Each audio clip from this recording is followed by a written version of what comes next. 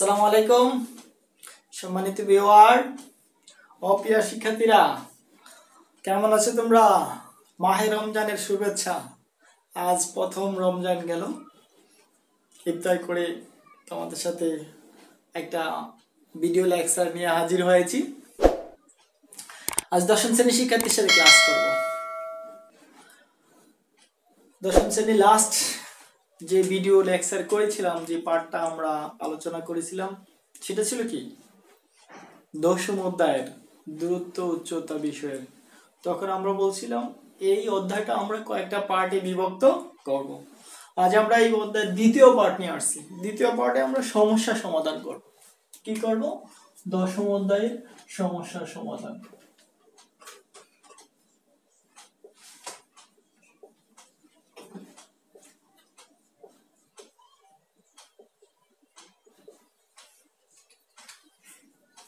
আমাদের এখানে তিনটা ক্যাটাগরির প্রশ্ন থাকে। বিশেষ করে আমরা গত ক্লাসে মানে পর্ব 1-এ সিম্পল যে সমস্যাগুলো সেটা কিন্তু সমাধান করেছি। আশা করি তোমরা সেগুলো সমাধান করতে পারবা।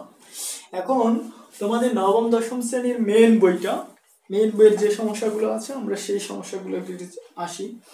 এখানে আমাদের 14 নম্বর, 15 নম্বর, 16 নম্বর তিনটে সমস্যা কিন্তু প্রায় সেম, কিন্তু সমস্যাগুলো গল্প আকারে সাজানো হয়েছে ভিন্ন। যেমন দেখো 14 নম্বর, যেমন ভূতলে কোনো স্থানে একটি শীর্ষের উন্নতি কোণ 60 ডিগ্রি, ওই স্থান থেকে 25 মিটার পিছিয়ে গেলে স্তম্ভটির উন্নতি কোণ 30 ডিগ্রি হয়। স্তম্ভটির উচ্চতা নির্ণয় করো। তাহলে দেখো এইটার একটা আমরা চিত্র আঁকি, তাহলে বাকি দুইটার ব্যাখ্যাটা আমি এই চিত্র দিয়ে দিতে পারবো। তা আমরা শুরু করি। আজকে সমাধানটা আমরা কোন 13 নম্বর দিয়ে শুরু করি। 10 দশমিক অনুশীলন বরাবরই 10 দশম অধ্যায় যেটা আমাদের এখানে দেওয়া আছে, দশম অধ্যায়। তারপরে আমরা 13 নম্বর সমস্যাটা সমাধান করব। এখন দেখো বলা আছে 14 ওকে। ভূতলে কোনো একটি স্থানে স্তম্ভ কি? আমরা গত ক্লাসে বলেছিলাম স্তম্ভ, পিলার, যা উঁচু কোনো কিছু, ভবন অথবা কোনো মার্কেটের ভবন হতে পারে, কোনো কোম্পানির ভবন হতে পারে, অথবা টাওয়ার হতে পারে। বিশেষ করে মোবাইল কোম্পানির যে টাওয়ার সেগুলো হতে পারে। মানে উঁচু কোনো কিছু, উঁচু পিলার ইত্যাদি, এইসব জাতীয় স্থাপনাগুলোকে আমরা কি স্তম্ভ বলতে পারি।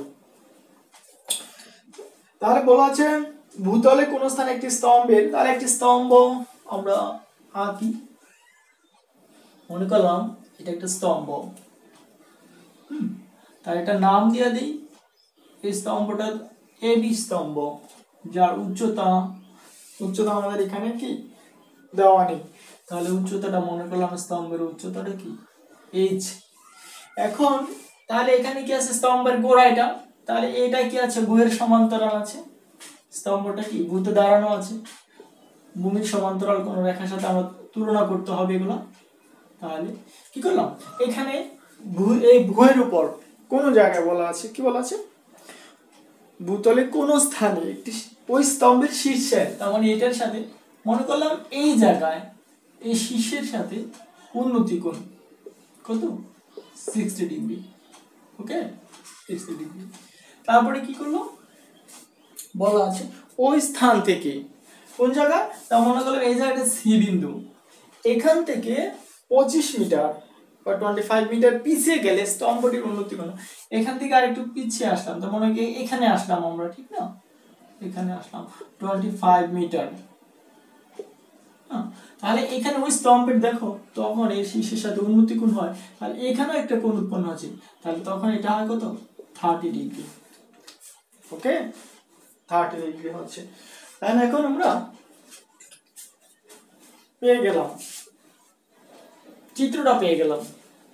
এই চিত্র সাজাতে পারলে আমাদের এই অঙ্কগুলোর সমাধান অনেকটা সহজ হয়ে যায়, একেবারে সহজ হয়ে যায় যদি চিত্রটা আমরা কি সাজাতে পারি। তাহলে দেখো আমরা এখন সমাধানটা করে ফেলি। তাহলে এটা এই অঙ্কগুলো অনেক সময় কি আছে বর্ণনা আকারে, যেমন ক নম্বরে দেওয়া থাকে তথ্যটির বর্ণনা চিত্র সহকারে দাও, তখন আমরা কি করব, চিত্রটা আঁকলাম, সে একটু বর্ণনা দিয়ে দিলাম, সে বর্ণনাটা কি। ওকে, আমরা একটু বর্ণনাটা দেখি।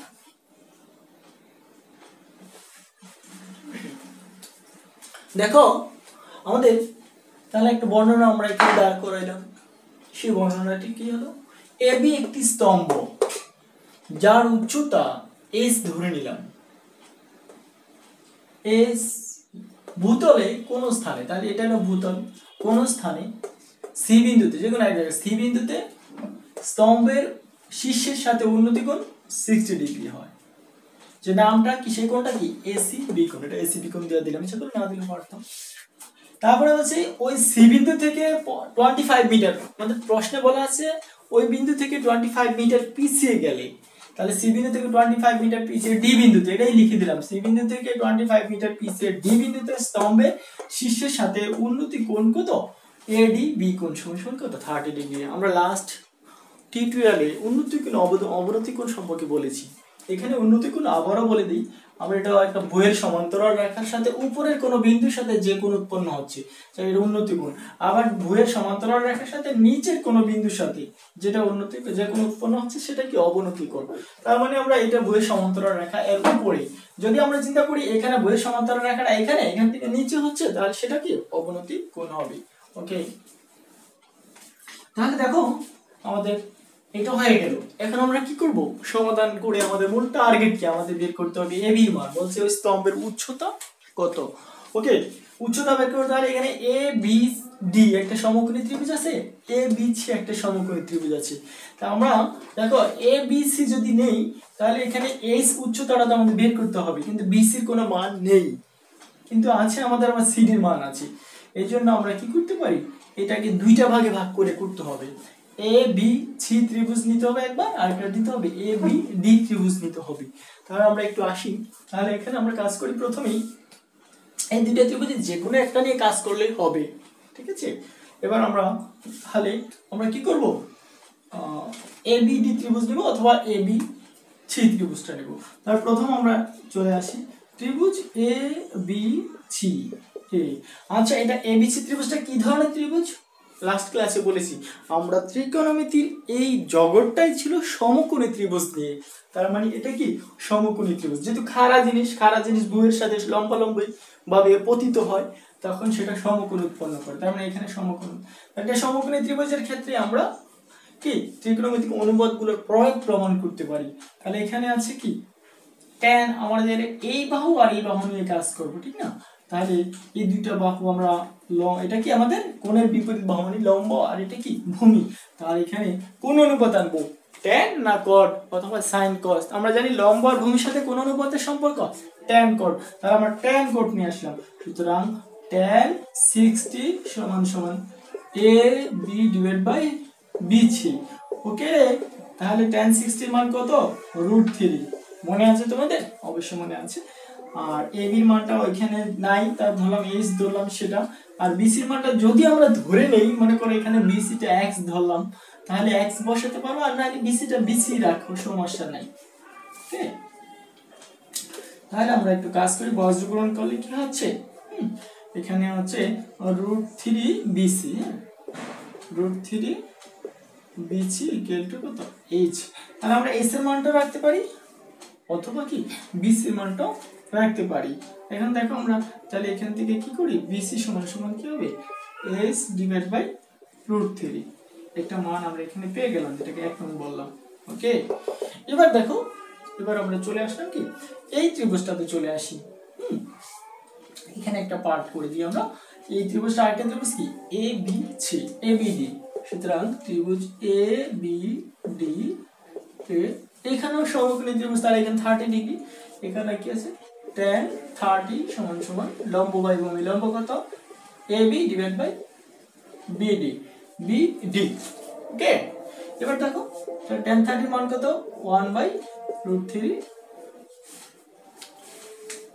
আজান দিচ্ছে। ওকে বন্ধুরা, দেখো আমরা একটু আজানের ফাঁকে ক্যালকুলেশনটা করে নিলাম। দেখো 1/√3 এটা 10-30 মান, আর এখানে এবি এইচ, আর এই বিডি কি লেখা যায়, বিডি, তার এখানে দুইটা ভাগ করা যায় বিডি বাহুকে, সিডি প্লাস বিসি, আমরা তাই লিখলাম সিডি প্লাস বিসি। সিডি এর মান 25, এই যে মানটা বসিয়ে দিলাম, আর এখানে বিসি যা আছে তাই রাখলাম। এবার কি করলাম, বজ্র গুণন করে দিলাম, বা আর গুণন যেটা তোমার কি বলো, তাহলে এইচ আর √3 গুণ করলে এইচ √3 25 প্লাস বিসি। এবার দেখো এই বিসির মানটা এখানে বসিয়ে দিলাম, তো এখানে কি করলাম, মান বসিয়ে দিলাম, মান বসিয়ে পাই, মান বসিয়ে দিলাম। এবার দেখো কি হলো, এখানে এই h/√3 এই পাশে পক্ষান্তর করে নিয়ে আসলাম, তাহলে এখানে এবার লসাগু করলে আমাদের √3 হোল স্কয়ার হচ্ছে, √3 হোল স্কয়ার √, স্কয়ারে কাটা যাবে, আর এখানে 3h, তাহলে √, স্কয়ারে কাটা গেলে থাকে কি 3h মাইনাস h, 3h থেকে h গেলে twice h, ডান পাশে যা আছে তাই হচ্ছে twice h/√3। ওকে, তাহলে twice h √3 টা বজ্র গুণন হলো 25 × √3, তাহলে twice h = 25 √3, তাহলে h = কত হবে, এই 2টা ওই পাশে গেলে নিচে চলে যাবে, 2 দ্বারা ভাগ করলাম যেটাকে বলি, তাহলে h = 25/2। ওকে, তাহলে আমাদের হয়ে গেল কি, আমাদের উচ্চতা পেয়ে গেলাম। এটা একটা ক্যালকুলেশন করলে একটা মান তো হচ্ছেই, বুঝে আছে কত হবে 25 √3, আর তারপরে আবার 2 দ্বারা ভাগ করতে হবে এই গুণফলটাকে। তাহলে আমরা কি পেয়ে গেলাম এই স্তম্ভের উচ্চতা পেয়ে গেছে। আমাদের এখানে চেয়েছি কি, উচ্চতা চেয়েছে। দেখো এবার দেখো আমি একটু 15-16 একটু কম্পেয়ার করি আমরা চিত্রটার দিকে, তাহলে তোমরা 15-16 করতে পারবা। দেখো কি বলছে, কোন স্থান থেকে একটি মিনারের দিকে 60 মিটার এগিয়ে আসলে মিনারের শীর্ষবিন্দুর উন্নতি কোণ 45 ডিগ্রি থেকে 60 ডিগ্রি হয়, মিনারটির উচ্চতা নির্ণয় করো। সেম কথা কি হবে, দেখো শুধু এখানে বলা আছে আমাদের একটা মিনার, স্তম্ভের জায়গায় কি মিনার বললাম, তারপরে বলা আছে কি ওই কোন স্থান থেকে 60 মিটার এগিয়ে আসলে, এখন আগে একটা বলছে এক স্থান থেকে পিছিয়ে গেলে মিনারের দিকে, এখন বলছে এগিয়ে আসলে, তার মানে আমি মনে করলাম এখান থেকে 60 মিটার এগিয়ে যাব, ঠিক না, তখন এখানে কত ডিগ্রি কোণ ছিল দেখো সেটা বলা আছে, 60 মিটার এগিয়ে আসলে মিনারের শীর্ষবিন্দুর উন্নতি কোণ 45 ডিগ্রি থেকে 60 ডিগ্রি হয়, তার মানে এখানে যখন ছিল এই ডি বিন্দুতে 45 ডিগ্রি হলো, এখান থেকে 60 মিটার মিনারের দিকে এগিয়ে গেল, তখন এখানে এই কোণটা কমে গিয়ে বেড়ে গিয়ে কি হয়েছে 45 থেকে 60 ডিগ্রি হয়েছে। এখন বলছি কি তার উচ্চতা কত, তাহলে ঠিক চিত্র হয়ে গেল। শুধু আমাদের কি লিখতে হবে, এটি একটি মিনার, তার যার উচ্চতা s মিটার, ভূতলে কোন স্থানে এখানে ডি বিন্দু থেকে কি 60 মিটার এগিয়ে ডি বিন্দুতে শিশুর উন্নতি কোণ হয় কত 45 ডিগ্রি, সেখান থেকে 60 মিটার এগিয়ে গিয়ে সি বিন্দুতে তার উন্নতি কোণ হয় কত 60 ডিগ্রি। তাহলে আমাদের এখানে কি করতে হবে, এখানে এবি এর মানটা বের করতে হবে, তাহলে আমাদের কি এটা 15 নাম্বার নিয়ে কোনো সমস্যা হবে না। দেখো বলছিলাম 16 নাম্বারটা কি হবে, সেম একই কথা, তোমরা এই দুইটা কি বাসায় নিজে করবা, আমার এই ইউটিউবের কমেন্ট সেকশনে ছবি উঠে কি আমাকে জানিয়ে দিবা, তাহলে তো আমি বুঝলাম কি তোমরা করতে পেরেছো। তাহলে 16 নম্বরটা কি বলছে, একটি নদীর এক তীরে কোন এক স্থানে দাঁড়িয়ে একজন লোক দেখলো ঠিক সোজাসুজি অপর তীরে অবস্থিত টাওয়ারের উন্নতি কোণ কত 60 ডিগ্রি, ওই স্থান থেকে 32 মিটার পিছিয়ে গেলে তার উন্নতি কোণ কত 30 ডিগ্রি হয়। দেখো এই যেই মাত্র অঙ্কটা আমরা এটা একেবারেই হুবহু কত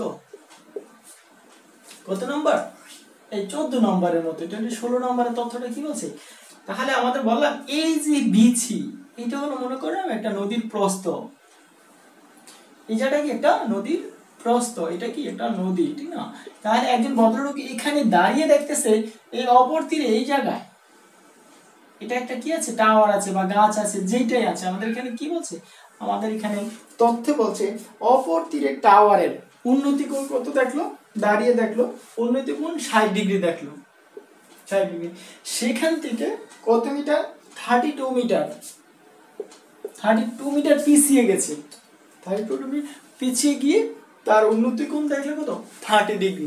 তাহলে আমরা বর্ণনাটা কি হবে, ঠিক একই, মনে করলাম বিসি হলো নদীর প্রস্থ, মনে করেন বিচি নদীর প্রস্থ, এটা এক্স ধরলাম।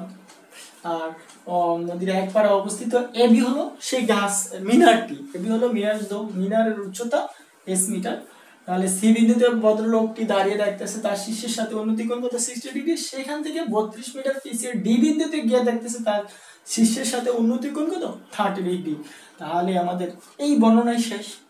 বর্ণনাটা আমাদের মাস্ট বি কখন লাগে, যখন আমাদের কি করতে হবে, তথ্য বলা থাকে ক নম্বরে অনেক সময় বলা থাকে, কি বলা থাকে, বলা থাকে তথ্যটি চিত্রের মাধ্যমে প্রকাশ করো সংক্ষিপ্ত বর্ণনা সহকারে, তখনই আমাদের এটা দিতে হয়, তখন এটার মার্কের জন্য 2 মার্ক থাকে। আর যদি এই ধরনের কোনো আমাদের সরাসরি খ নাম্বার এই ধরনের অঙ্ক থাকে গ নাম্বার, তখন আমরা জাস্ট মনে করি এবি একটি খুঁটি ইত্যাদি, যদি এটা বর্ণনাটিটা ডিটেলস না লিখলেও চলে, আমার চিত্রটা দ্বারা করাতে হবে। ওকে, তবে বর্ণনা দেওয়াটা কি বেস্ট, ছোট্ট বর্ণনাটা দেওয়াটা বেস্ট। তাহলে আমাদের 14, 15, 16 কোনো সমস্যা নেই, আশা করি এগুলো সমাধান করতে পারবা। এবার আমরা আরেকটা সমস্যা দেখি।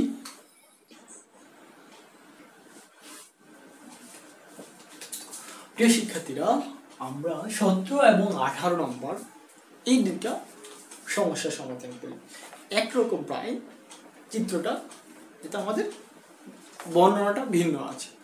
17 নম্বর 64 মিটার লম্বা একটি খুঁটি ভেঙে গিয়ে সম্পূর্ণভাবে বিচ্ছিন্ন না হয়ে কি ভূমির সাথে 60 ডিগ্রি কোণ উৎপন্ন করে।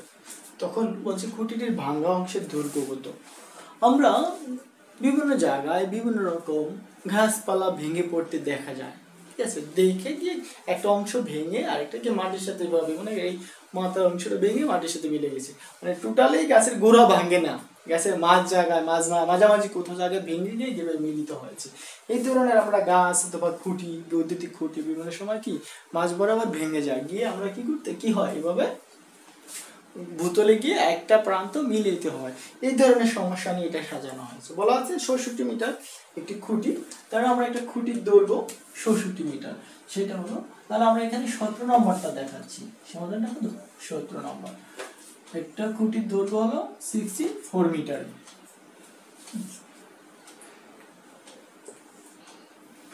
64 মিটার খুঁটি। এখন বলছে কোনো একই জায়গায় ভেঙে গিয়ে, মনে করে আমার তাহলে মনে করলাম এই জায়গায় ভেঙে গিয়ে সেটা ভূমির সাথে এখানে মিলিত হয়েছে, ঠিক না, ভূমির সাথে কি এখানে মিলিত হয়েছে।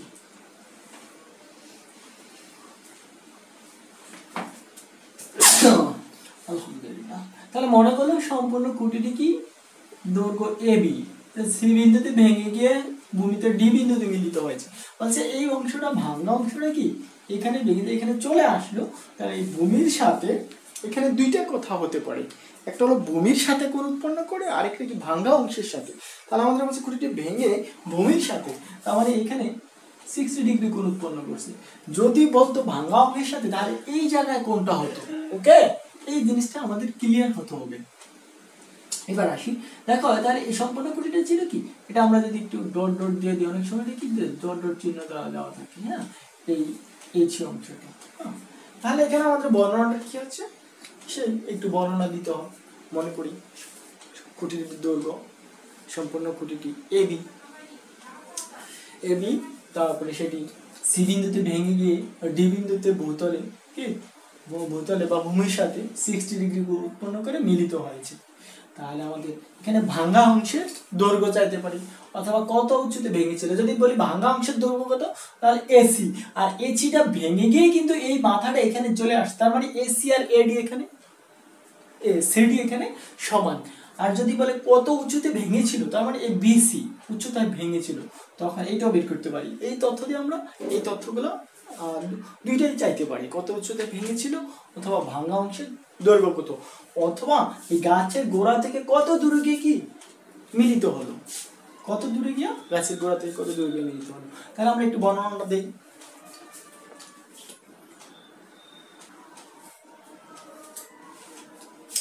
ওকে শিক্ষার্থীরা, দেখো আমরা বর্ণনাটা লিখে ফেললাম।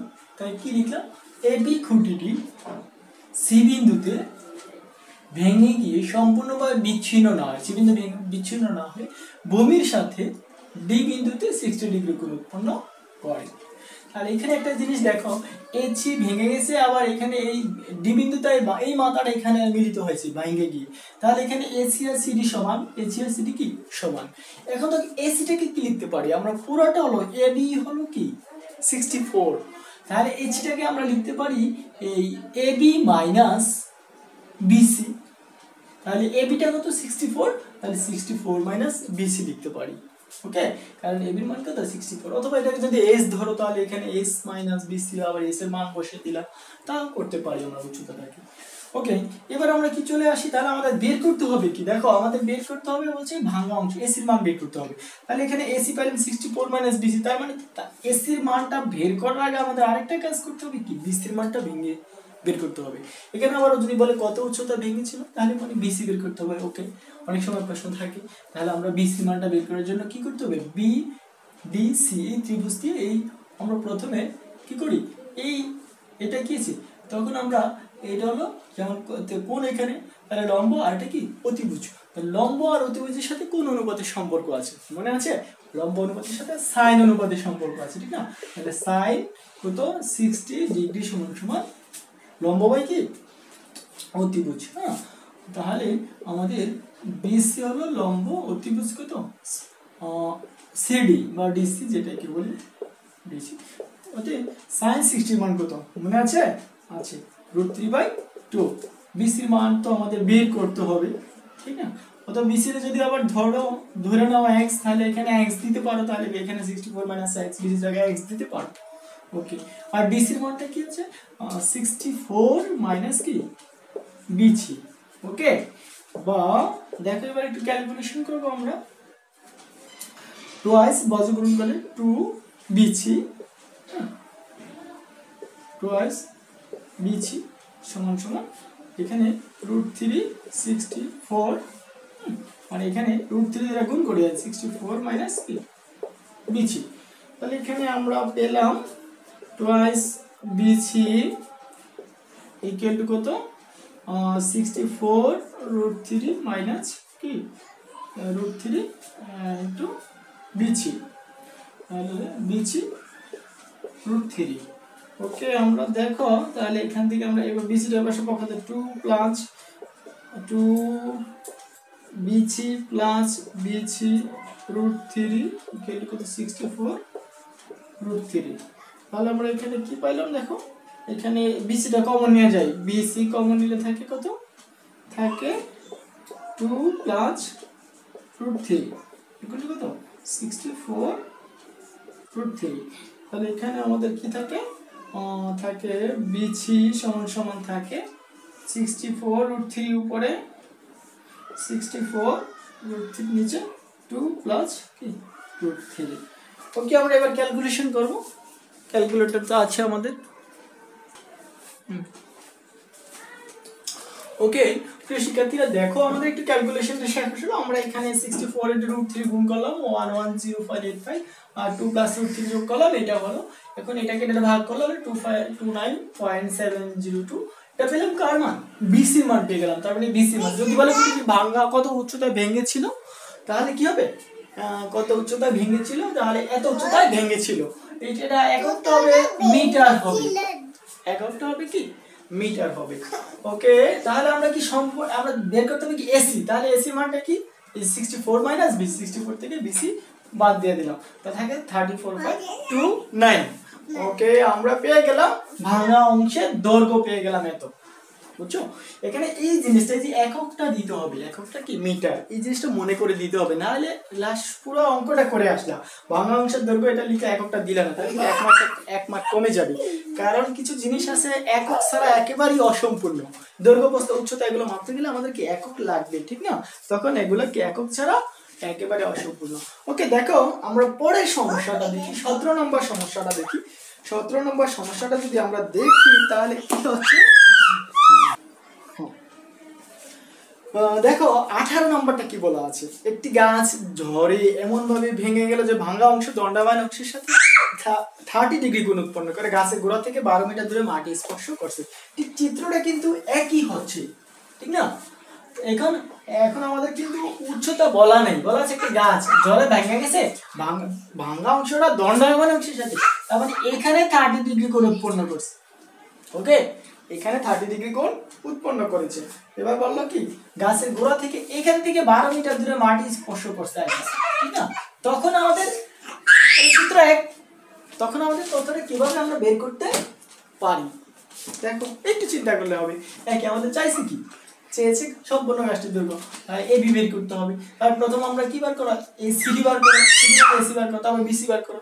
তাহলে তোমরা কি সমাধান করতে পারবা? এখানে কোণ আছে, তার এটা লম্ব আর এটা ভূমি। আমাদের খেয়াল করতে হবে কোন কোন জায়গায় আছে, কোণের বিপরীত বাহুটা লম্ব হিসাবে থাকবে।